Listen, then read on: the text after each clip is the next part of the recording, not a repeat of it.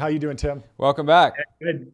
Thanks for having me, guys. We made it. We made We it. made Thank it. you so We much made it. for bearing with us. That was such a weird, It was it's not the weird. first time a nation state We'll has see tried what to take down happens. Maybe TBPN, we start talking and we get spicy, and all of a sudden the connection gets fuzzy. It might happen Uh, again. We don't know.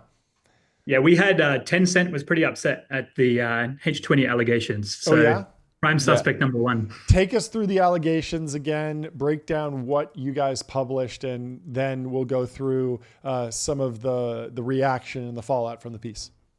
Yeah, so God, so much has happened since this was in the news. It feels like there's five different things in export controls that have gone on since. Yep. But yeah, basically this was the H20 inference chip from NVIDIA, which some might remember was designed to be compliant with the export controls. Mhm. So as this the chip, they sold about reportedly 1 million of them into China in 2024. And yeah, there was a lot of outcry at the time for the Bureau of Industry and Security, who's the part of government that administers and enforces export controls, to do something about this, because 2024 was the period where everyone realized that inference compute was perhaps the most important strategic input to frontier AI development because of test time compute scaling, reinforcement learning, and synthetic data generation as the key things. And earlier this year, there was reporting that NVIDIA had a huge number of additional sales planned to like big Chinese companies, and a bunch of people, including us, sort of said, "Hey, is this really what we want to be doing? Do we want to sort of allow China to get access to millions more of these chips?" And yeah, the government ended up taking action on this and issued some guidance, basically saying, "Hey, no, you can't make these sales." NVIDIA reportedly was left holding the bag to the tune of about 5.5 billion. Yep. And now, since then, we've It's a seen bag for ants for NVIDIA. It's barely a flesh wound. Well, they made up for it with deals in Saudi Arabia, right? Yeah, indeed. Yeah. So that's the new thing, right? It's the administration walking back on the diffusion rule, the speaking framework, and then the series of deals that have been announced over in the Gulf. And what's your reaction to the diffusion rule and the deals in Saudi Arabia? Is this a step forward? Are you excited about this? Is this positive news? Yeah, so it really depends on the details of all this. So I think on the deals, I guess fundamentally, what do we want? We need the US AI tech stack to Yep. win the global competition against China. And I think a big part of that is locking in these early adopters and big spenders, especially like the United Arab Emirates. But I think we need to be thinking about how to structure deals like this to sort of get the US the outcomes it wants, which is, US tech diffusion, the kind of like Chinese tech stack locked out in a way that we couldn't handle with 5G, like China won sort of like the 5G battle globally, and then appropriate national security guardrails in place. Yep. And it's pretty unclear like what the trade-offs that have been made for this deal are. So I think like the high-level specs that we've gotten is a 5 gigawatt AI data center campus to be deployed over some time period in Abu Dhabi, and then reports of 500,000 chips per year to be exported, with maybe 4/5 of those for US firms who are building data centers over there, and 1/5 for G42, this big tech conglomerate in the UAE. And kind of depending on how quickly that all happens and whether they're referring to 100,000 of today's chips or 100,000 of like chips in 5 years time, this could be the difference between 1x to 100x in terms of like different differential in compute. So yeah, I think that really makes the difference. And I think the key question here is do we want an AI lab in an authoritarian country to have the biggest clusters or close to the biggest clusters in the world? And this is a country that does collaborate with China in areas like drones and 5G and military technologies. And so you need to sort of be careful with giving them access to sort of frontier scale compute here. Yeah. So there's kind of like Can a you talk about, diffuse... I'm curious if you have insight on capital flows from the UAE and Saudi into Chinese AI. Is how much investment activity is there? Do you have any insight? I don't have stats on this. I suppose the interesting to say on this, you guys might remember there was this $1.5 billion deal between Microsoft and G42 a couple of years ago that sparked a lot of this stuff. So this was essentially, Microsoft making an investment in the G42 and starting to build data centers in collaboration with them. And the Department of Commerce got really involved in this, and one of their requirements was to divest from Chinese companies in the kind of AI stack. for G42, which is, this huge tech conglomerate that is funded through the nation's sovereign wealth fund, which is the second largest in the world. So pretty serious money. We're talking trillions of dollars. And yeah, reportedly what they did is they had a bunch of passive investments in Chinese companies, including, hyperscalers and AI companies. And reportedly G42 did divest from those companies, but then basically moved the investments over to another fund called Lunate that was sort of also owned by this, big sprawling tech conglomerate that's ultimately funded by, the sovereign wealth fund. So I think big question marks about how much are they actually decoupling from China, and like how costly is this to them? Like, are they actually burning bridges that are hard to reverse? Yeah, there's some element of like, we have this smooth gradient of friendship with different countries. Obviously, there's the Five Eyes, like the closest allies. We sell nuclear submarines to some countries, but then there's countries that are more jump balls and could go either way. As the diffusion rule goes away, do we need firmer rules around, hey, we're willing to sell to you, but don't immediately set up a reseller and start selling, just passing these on to China? Because you could imagine if the natural economic forces take hold, and I was in some country that was just about to get 500,000 chips, it's pretty easy to just immediately start reselling these and just print money basically. Yeah, and there's the kind of two ways to do that, right? One is you can just on-sell the chips, so kind of smuggle them into China. And the other way that's pretty straightforward is set up your own data center and rent it out as cloud computing. Exactly.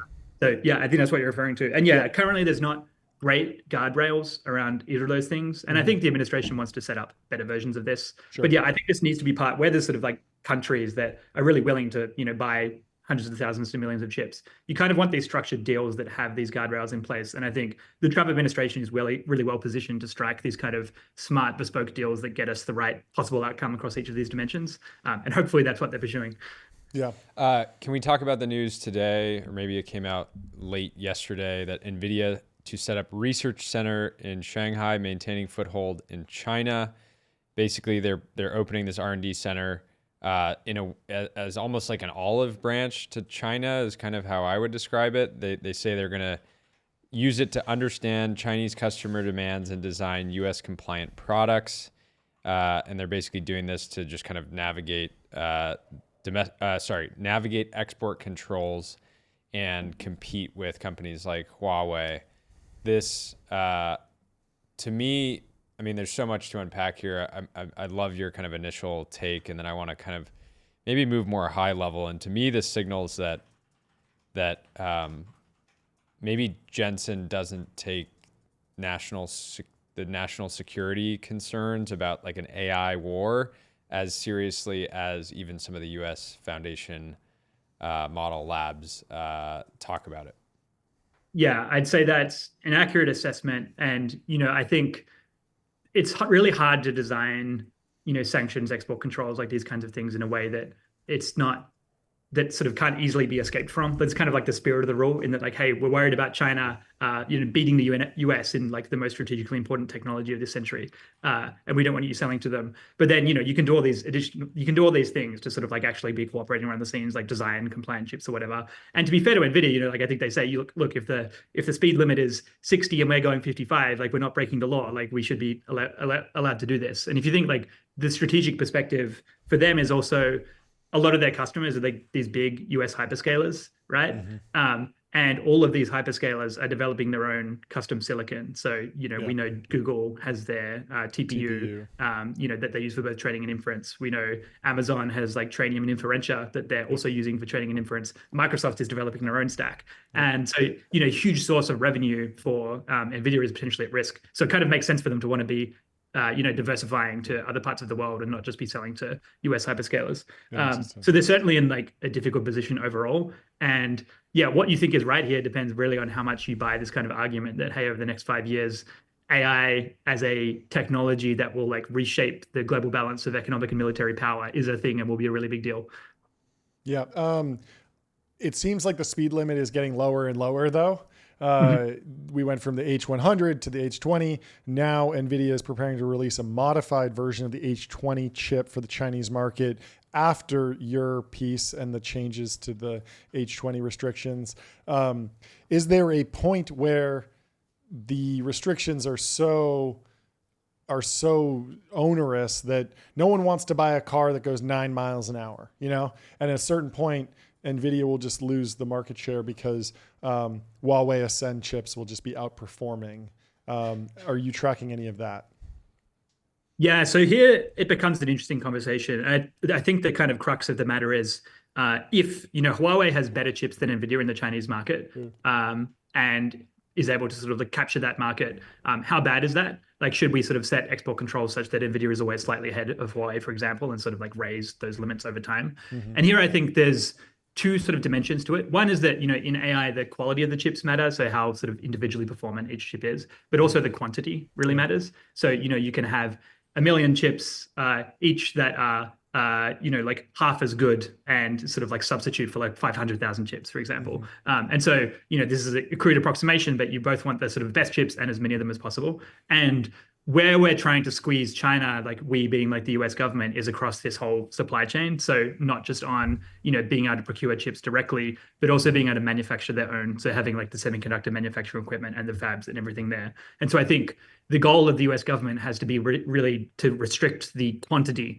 of AI chips that China, so like SMIC and Huawei as like the key firms here, are able to produce. And so by this logic, even if, NVIDIA has a chip that's only slightly better or slightly worse than Huawei's, you still might want to restrict it because you would prefer them not to have access to 10 times as many chips than they otherwise would have. Like, you don't want them to have access to essentially like, TSMC's production capacity of like being able to do many, many millions more chips than you could otherwise produce. So I think, these are like hard trade-offs to make. I think where it really matters is in foreign availability. I think, where Huawei is accessing foreign markets and outperforming US chips, that's really bad. And we should sort of make sure that that is not the case and is, it is US chips that are being used globally in countries that aren't China.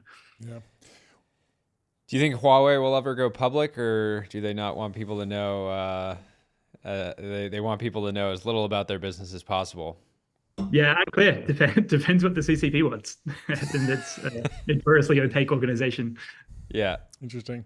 What is your take on open source AI? We were talking to Aaron Ginn about this idea that if America does not provide a state-of-the-art open source stack to countries that want to build their own AI products on top of fine-tuned or post-trained LLMs that meet their definition of free speech or ideals or morals, the stack by default will be Huawei Ascend, DeepSeek, Manus. Mm-hmm. Yeah, I totally buy this. I think that being able to sort of have the best open source models in the world be American is really important for a similar reason as like the chip stack and the data centers and the cloud services. I think there's a question about how sticky is this ecosystem actually? So you talk to people who are like, yeah, we really need to like lock in the tech stack globally. Like American open source models need to be sort of like the rails that the world runs on. But then if you look at sort of how AI developers work, they are very happy to switch between different base models for their application, depending on which happens to be the best. You look at like the revenue of Frontier Labs and, when they have the best model, it's up here, and when they don't, it's down here. Like everyone is switching every day, depending on like who has the best model. So it's, like you want to diffuse American open source as widely as possible, but like what about it makes it sticky? And my hypothesis would be that it's probably the security and reliability side of things. So, everyone's worried about, the fact that you can insert like backdoors to create sleeper agents into open source models, and there's no way to actually detect these. I think, the US wins if it can prove that it has the most trustworthy and reliable models over China, similar to how I think US cloud computing companies compete over, Huawei and Alibaba cloud. Like often Huawei and Alibaba are coming to the market with a cheaper option, but the US is just more trustworthy in terms of, data privacy, security, et cetera. So I think trying to figure out those technical problems around security, reliability, interpretability, and sort of proving that US models win across those dimensions is probably the way to make the kind of open source models from the US more sticky, or just sort of be way better. And, this is where sort of most of the effort is currently going, and definitely support those efforts as well. Like, building out more domestic compute, for example, and like finding more training data sets. Yeah. How do you think about the dynamic between the importance of the application layer versus the foundation model layer? We've seen efforts on the foundation model layer at the national level all over the place, but let's just use Mistral as an example. Mistral has a consumer app called LeChat. It is a direct competitor to ChatGPT. And I think that's great for the French, and they could potentially have a fine-tuned model that meets their standards and guidelines. But if at the end of the day, the French consumers, 90% of them are using Google and 90% of them use OpenAI, well, then all of that is kind of worthless. And sure, maybe Mistral will be cheaper in the enterprise and be implemented in French businesses or European businesses. But in terms of like control of the population, that feels like the diffusion of American ideals in Europe, which doesn't seem extremely controversial because American and European ideals are pretty similar. But you can see how this would play out in other countries. Yeah, totally. And the economics are pretty brutal here, right? Like we're in a regime where the amount of compute being used to train a model goes up 5x every single year. Yep. We're moving from, $100 million to train a model, last year to rapidly approaching the billions. If you are a company committing to this and you're only sort of just slightly better or worse than, one of these huge tech companies, you can't keep sustaining this over time. You have to check out eventually. Yeah, and we've seen that with a lot of the early stage foundation model companies that have trained something, but never been on the frontier. And now they're, falling out of favor more or less. Yeah, totally. Interesting. Has there been any conversation on the ground in DC, or have you heard any chatter around the Manus investment that definitely kicked that Benchmark made, kicked the hornet's nest a little bit in the hornet's nest of American dynamis a little bit. Deli and Asparuhov, it's Founders Fund. But to give Benchmark a little bit of credit, you if you're going to be mad at Benchmark for making an investment in Manus, you also in some ways I think have to be mad at Jensen for going up and setting up a research and design, R&D center in Shanghai right now, explicitly to work on developing products for the Chinese AI ecosystem and in some way direct the CCP directly. Yeah, it's a bit hard to evaluate. I think, one of the US's advantages is like very deep capital markets, right? And so being able to exert financial control over startups overseas by sort of like acquiring stakes is potentially a way to, have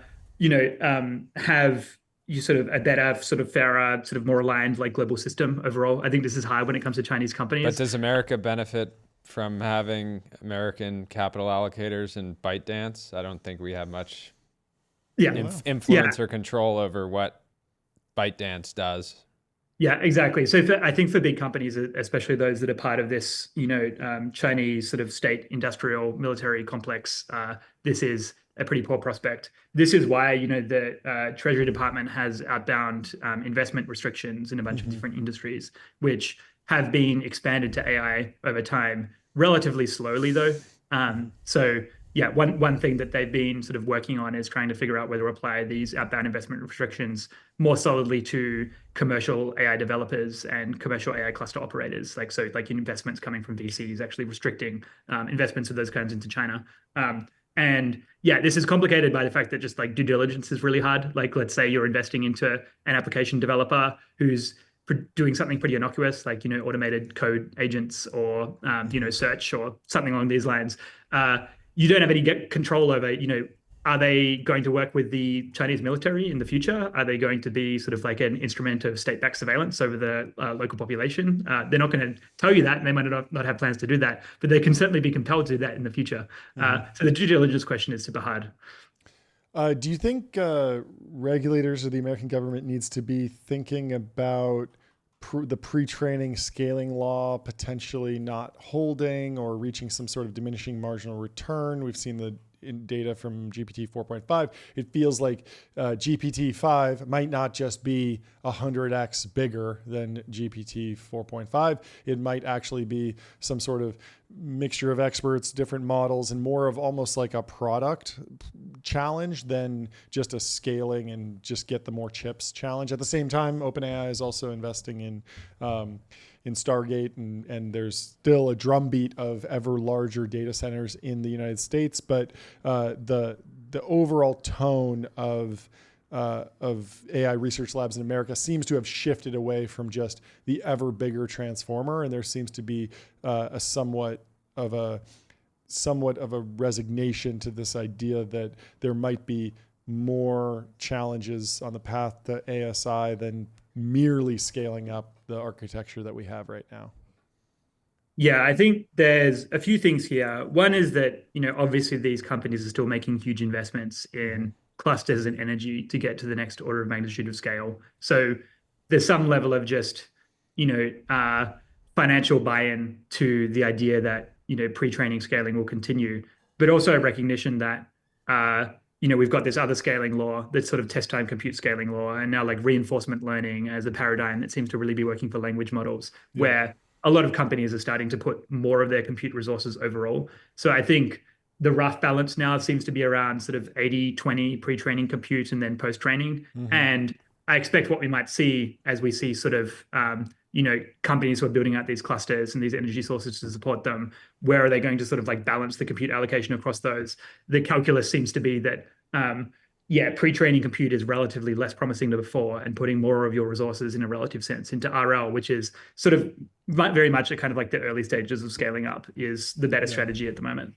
Yeah, I mean, the other side of this is like, as even beyond post-training and RL, as reasoning tokens and just more test time compute, more inference cost increases, maybe the real way to get a GDP boost or a competitive advantage out of AI is just to make sure that there is an H100 or equivalent for every member of your society or every citizen, because everyone will need to be inferencing at a very high level, a very large model, basically constantly. And so even if you've trained the greatest model, if you can't have every single one of your citizens constantly inferencing it all day long, you're not going to see the benefits of I the need my AGI. AI companion constantly on. I mean, we do need, code gen, and we need research, and we need answers. And if we're timing out, it's not just Studio Ghibli's that we're code gen making. and deep research are going to be competing with the AI companions for inference.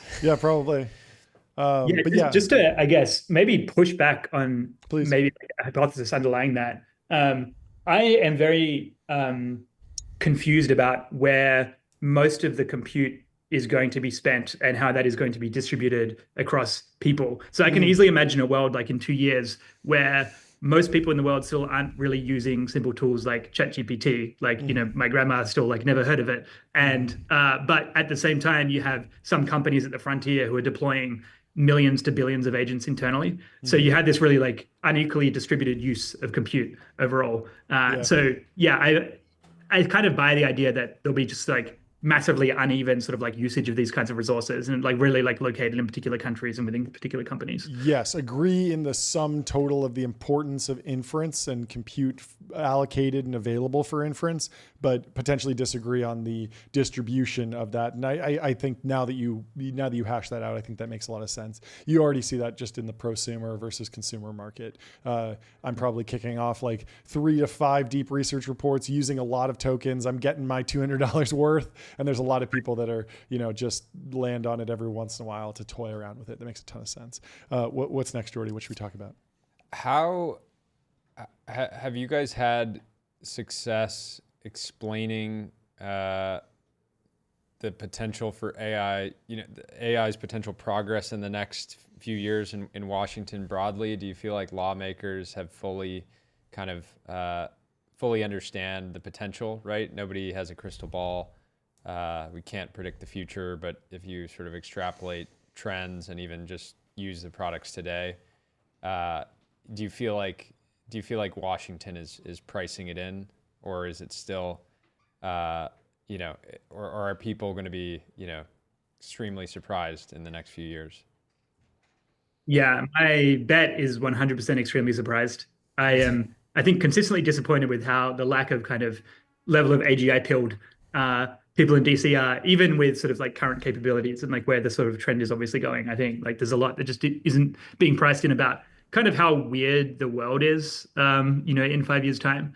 There's also, I think, a sense in which, there's a real loss here in that if you look at technologies like the internet, which, as you probably know, like came from ARPANET, like this with this like DARPA funded project, as well as, early sort of genomics with the Human Genome Project. These were technologies where the government sort of saw what was coming and took sort of a really active role in shaping the development of the technology through basic R&D. So with ARPANET, for example, the focus was really on creating, a resilient network system that could survive a nuclear bomb. But also they were able to take that sort of secure network infrastructure and apply the notion of kind of like openness and freedom of information to create like a scaled global network that really represented American values and was like very secure. We don't see like an equivalent kind of level of basic R&D investment in the United States around AI. And that would be really cool to see because there's basically a bunch of problems where, right now industry is focused on where the money is, which is, B2B SaaS apps and chatbots. But there's like a huge space of just like, if you accept that over the next few years we'll have these incredible new AI capabilities, there's all these massive, important societal and scientific problems in areas like, materials discovery, drug discovery, et cetera, where the government could be placing essentially huge bets that could pay off, within a few years. And we're kind of not doing that because we're sort of, in DC at least, failing to see sort of where the future is going and therefore what the role for this kind of basic R&D is. There's a congressional coalition that's just started called the American Science Acceleration Project, which we're really excited about and try to build hype around. But I think I have the right idea around this. But there's a deficit of this kind of thinking in DC at the moment. Last question from me. How has Meta's reputation changed in DC over the last few years? Famously, Zuck goes to Capitol Hill. They don't even understand how his business model works. He says, "Senator, we sell ads." He was castigated for being too left, then too right, and a lot of political hot button issues around the Facebook app and the type of content it's servicing. Obviously, a big vibe shift there. But now it seems like Meta is increasingly a very important tool in the American foreign diplomacy AI tool chest with Llama. Llama is, of course, in their open source model that's, there's Defense Llama now. The DoD is partnered with Meta on this. And yet today we learned that their behemoth model is struggling to improve capabilities. They're facing setbacks. Has the tune changed in DC to say, "Hey, Zuck, like sell more ads, please, like do more stuff. We gotta get you pumping because like you're a national champion now." Yeah, I'd say like by and large, there's different factions in DC who care about different things. Obviously, sort of Meta is going through this big like antitrust case at the moment as well. Has been going through it. On the AI side, I guess it's interesting as well. Like Meta is very much seen as kind of like the darling of open source supremacy for the US. I think it's kind of awkward for a lot of Meta fans to see the latest batch of models and then really not be that impressive, and also potentially a bit of gaming with leaderboards and sort of what models they're releasing there. Obviously, they've executed this strategic pivot to appeal to the current administration with getting rid of fact checking and bringing in like the community notes type approach, and that seems to have been pretty effective. But I think they've certainly got a lot of backers here. And the open source approach, it's like really good to have like a really well capitalized company, like really like pursuing the strategy overall. I think they're copying a bit of heat for not actually delivering on the promise to some extent. And also there's sort of like another faction that's pretty worried about open source models with capabilities that could be significantly misused, especially in the cyber domain, being like freely available to the whole world. But that's less of a concern while they're behind. Yeah, it was very interesting in the press release around this, in the management of the news that they were delaying the rollout. They didn't say, "Oh, it's too dangerous to release." They could have easily said that. That's always an easy out for the AI labs to say it's just too good. Trust us. We can't trust you with it. We're doing more safety research. Instead, it seems like there's a little bit of an admission that it's just not at the level we want it to be. Jordy? This might be out of scope for you, but do you think that AI is being used in nefarious ways in the context of social engineering attacks at a greater scale than people sort of realize today? This was top of mind just due to the Coinbase news this week, the leak that they had. And I think people broadly, anecdotally reported that they just felt like they had a huge uptick in like sort of inbound calls and social engineering attacks.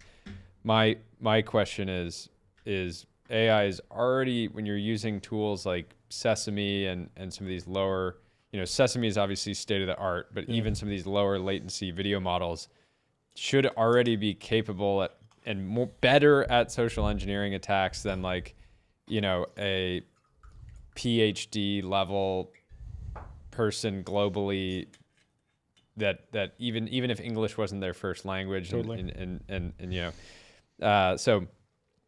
Anyways, I'm curious if you have cybersecurity, social engineering, the any impact sort of like and insights there. potential regulation around it.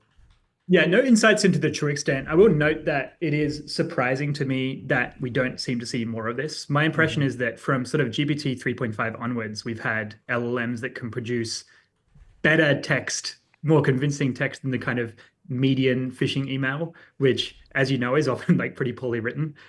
Maybe that's deliberate, but yeah, like it's kind of weird to me that we haven't seen mass sort of spear phishing campaigns of the kind that have been possible for like several years now yet, or at least they haven't been widely reported. Maybe it's that, yeah, existing sort of filters and defensive approaches work. Maybe like we shouldn't expect actually there'd be that many people who are trying to pick this low-hanging fruit and they're not technically sophisticated enough. Or maybe it's like happening and not being reported on. But yeah, I find I it think really it's weird. I think there's potential that it's happening, but it's happening to a demographic that doesn't even know it's happening, right? Yep. Like I don't pick up random calls, right? Like I just don't. I'm not going to answer That the you phone. know of.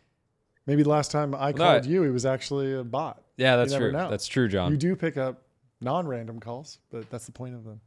Yeah. I mean, the same thing happened with the crypto stuff. Like there were a lot of the victims of cryptocurrency scams, like weren't profiled in the New York Times. And so we just didn't really hear about them because like the people that with the loudest microphones didn't fall for the scams. Yeah.